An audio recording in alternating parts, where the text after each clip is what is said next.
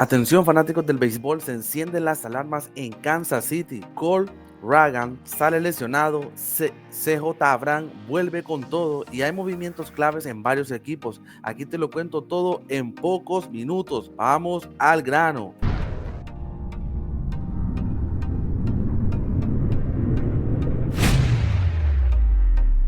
Pero antes de comenzar con las noticias, gente, quiero decirles que un día como hoy, 25 de abril, pero del año 2001, Albert Pujols seguía encendido en Grandes Ligas. Con apenas 21 años y en su temporada de novato, el dominicano Albert Pujols conectó su séptimo jonrón del año, dejando claro que lo suyo no era casualidad. Fue uno de los tantos momentos donde todos dijimos, ese muchacho va en serio. Pujols terminó esa temporada con 37 jonrones, 130 impulsadas y un promedio de 329, llevándose de forma unánime el premio del novato del año en la Liga Nacional. Y lo más increíble es que eso fue apenas el comienzo de una carrera que lo llevaría directo al Salón de la Fama. Hoy, más de 20 años después, ese jonrón del 25 de abril sigue siendo una prueba de cómo algunos jugadores llegan a las grandes ligas ya listos para dejar huella. Así que, ¿ustedes se acuerdan de ese jonrón? ¿Cuál fue su momento favorito en la carrera de Albert Pujols? Déjenmelo saber en los comentarios, mi gente. Así que vamos a comenzar con la primera noticia de la Major League Baseball, gente. Y los Royals encendieron las alarmas este jueves cuando su abridor estrella Cole Ragland tuvo que salir del juego tras solo 3 entradas y 62 lanzamientos. Ragland estaba enfrentando a los Rockies de Colorado y permitió 4 carreras, incluyendo 2 jonrones, antes de ser reemplazado por el zurdo Ángel Serpa en el inicio de la cuarta. El manager Matt Quatraro explicó que Ragland tuvo problemas para aflojarse desde el calentamiento y que su ingle izquierda comenzó a molestarlo más con el paso de los innings. Durante la pausa entre la tercera y la cuarta entrada, el dolor se intensificó y ya no pudo seguir. Según Quatraro, eso podría explicar los problemas de comando que mostró. Si no está cómodo empujando con esa pierna, probablemente esté cortando sus lanzamientos y eso se notó en varios picheos. Ragland venía de una temporada brillante en el 2023 con marca de 11 victorias, 9 derrotas, efectividad de 3.14 y siendo líder en ponches por cada 9 entradas. Este año, sin embargo, ha tenido altibajos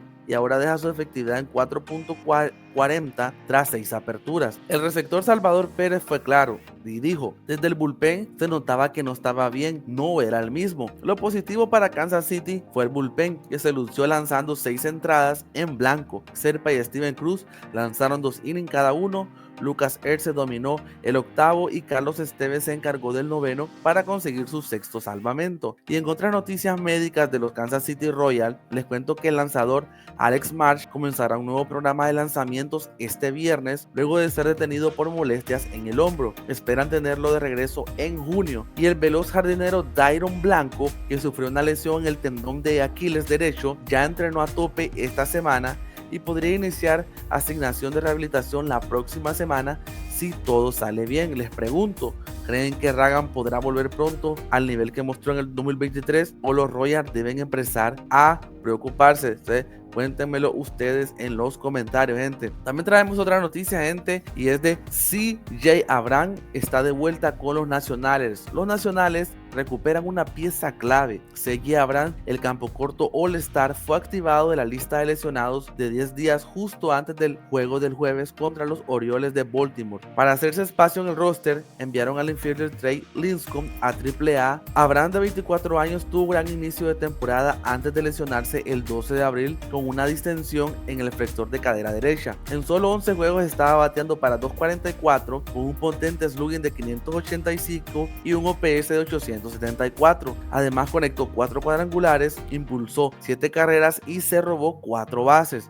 Un dato curioso, tanto Abrams como James Woods, su compañero en los Nationals, estaban empatados con 2 jonrones como primer bate de la temporada, colocándose segundos en todas las grandes ligas en esa categoría. Y aunque el año pasado fue su primera vez como All-Star en la Liga Nacional, también vivió un momento complicado en septiembre y fue enviado a las ligas menores tras un incidente fuera del campo durante un viaje del equipo, gente. Así que les pregunto, ¿creen que Abrams podrá mantener ese ritmo ofensivo ahora que está de regreso? Déjenmelo saber en los comentarios. Así que continuamos con las noticias noticias de la Major League Baseball, gente, y los Reyes de Tampa recibieron una mala noticia. El novato Jake Mangum fue colocado en la lista de lesionados de 10 días por una distensión en la ingle izquierda. La lesión ocurrió el miércoles por la noche cuando intentaban llegar a primera tras un rodado durante el triunfo 7-6 de los Rays sobre los Diamondbacks. El diagnóstico fue confirmado tras unas imágenes médicas realizadas el jueves en la mañana. El manager Kevin Cash expresó su frustración antes del juego del jueves, diciendo: me duele por Jake, estaba haciendo muchas cosas buenas, juega con mucha intensidad y contagia al equipo también.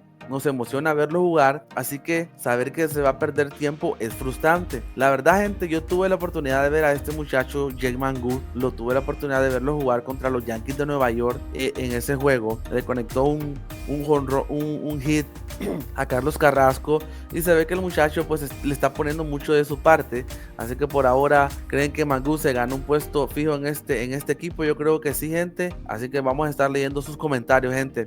Así que vamos con una noticia de los New York Mets, y esta noticia sé que va a alegrar a muchos porque los Mets de Nueva York activaron al segunda base Jeff McNeil de la lista de lesionados de 10 días y finalmente hará su debut esta temporada. McNeil, 2 veces All-Star y campeón de la Liga Nacional en 2022, no había jugado este año por una distensión en el oblicuo derecho durante su rehabilitación en ligas menores. Lució muy bien, batió para .393 con 2 jonrones en 8 juegos. El veterano de 33 años busca recuperarse su mejor forma tras una campaña 2023 floja, donde apenas batió para .238 con 12 jonrones y 44 empujadas en 129 partidos, muy por debajo del promedio de 326 que lo consagró como campeón de bateo 2 años atrás. En total, McNeil tiene un promedio de vida de 289 en 6 temporadas con los Mets. Además, el equipo envió al infielder Brett Baty y el receptor Hayden Senger a AAA, dejando un espacio para otro regreso importante, Francisco Álvarez, quien podría ser activado este viernes antes del juego contra los Nationals. Álvarez, de 23 años, no ha jugado en el 2025 debido a una fractura en la mano izquierda durante una práctica de bateo en marzo. En su rehabilitación batió apenas para 179 con un jonrón en 7 juegos, pero los Mets confían en que pueda recuperar su forma en el 2023. Como novato conectó 25 cuadrangulares y remolcó 63 carreras en 123 juegos, aunque su producción cayó el año pasado con solo 11 jonrones en 11 juegos.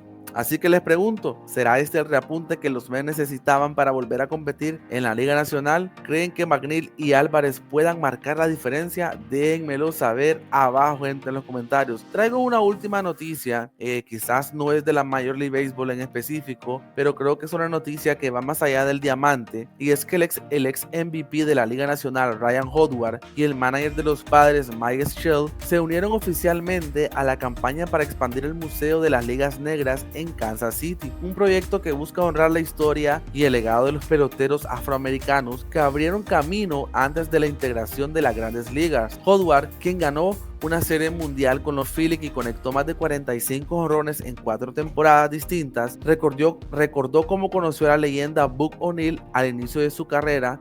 O'Neil, un ícono de las ligas negras, comparó su poder con el de Josh Gibson, algo que Howard dice que lo dejó sin palabras. Me dijo, ¿tiene ese poder? Le respondí que sí, entonces no tengas vergüenza, déjalo salir, gente. Así que Howard, la verdad que el museo actual ha crecido tanto en popularidad que necesita un nuevo hogar. Se proyecta construir un campo de 30,000 pies cuadrados para seguir preservando esta historia, con una meta de recaudación de $30 millones. El presidente del museo, Bob Kendrick, dijo que el objetivo es abrir el nuevo edificio en el 2027, justo después del Mundial del Fútbol que se celebrará en Kansas City.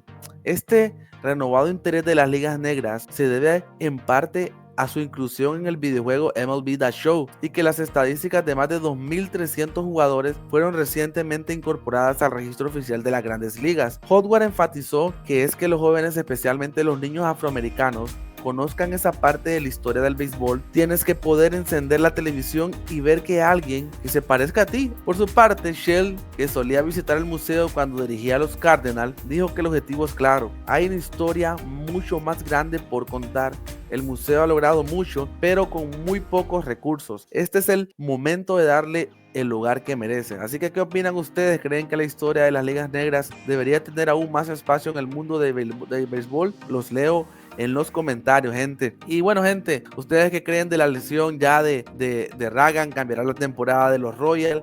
¿Cuál de estas noticias les sorprendió más? Déjenmelo saber en los comentarios. Me interesa la verdad leerlos. Si les gusta este tipo de contenido, apóyenme con su like, suscríbanse, activen la campanita para que no se pierdan nada de lo que está pasando en la Major League Baseball, gente. Y nos vemos en un próximo video. Play Ball se reportó para ustedes Luis Díaz desde la zona de El Jonrón.